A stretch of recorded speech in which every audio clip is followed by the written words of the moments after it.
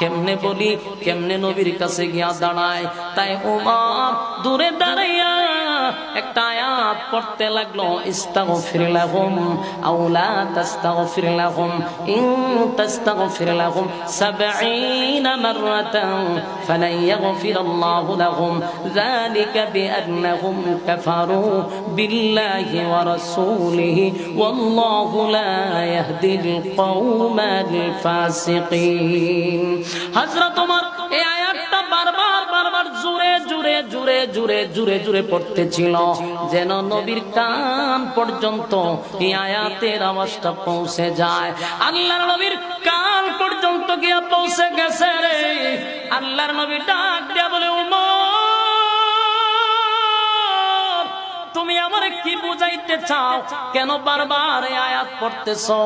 এই আয়াতের অর্থ হইল, মুনাফিকের জন্য যদি আপনি নবী, মুনাফিকের জন্য যদি আপনি নবী 100 বার দোয়া করেন, আমি আল্লাহ আপনি নবীর দোয়া কবুল করব না। আমার যুবক ভাইরা বুঝতেছেন কথা কয় না? নবী কি কয়?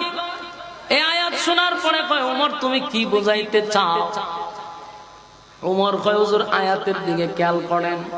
আল্লাহর নবী বলেন, ওমর রে, এই আয়াতের মধ্যে আল্লাহ বলছে আমি নবী যদি 100 বার দোয়া করি, আমার দোয়া 70 বার দোয়া করলেও কবুল করবে না।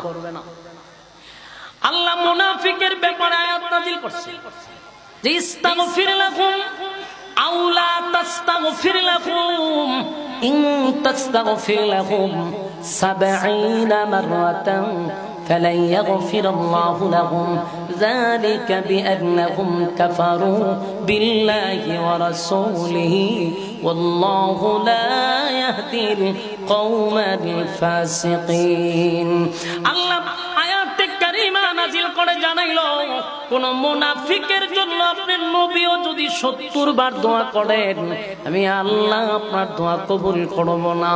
হযরত ওমর এই আয়াতটা শোনায়া দেওয়ার মানে হলো, আল্লাহ আপনারা বললেন 70 বার দোয়া করলেও কবুল হবে না, কিন্তু আপনার বন্ধু কেমনে গো সবচেয়ে বড় মুনাফিকের জানাজায় সবার সামনে জানাজা পড়াইতে আসছে, আমি ওমর বরদাস্ত করতে পারি না। আল্লাহ জানাজাটা বন্ধ করায়া দেন, জানাজা বন্ধ করে দেন। ওমর বারবার আসমানের দিকে তাকায় আর আয়াতটা বারবার নবীর কানের দিকে পৌঁছায়া দেয়। সবাই কান্নার রোল ফালায়া দিছে, কারণ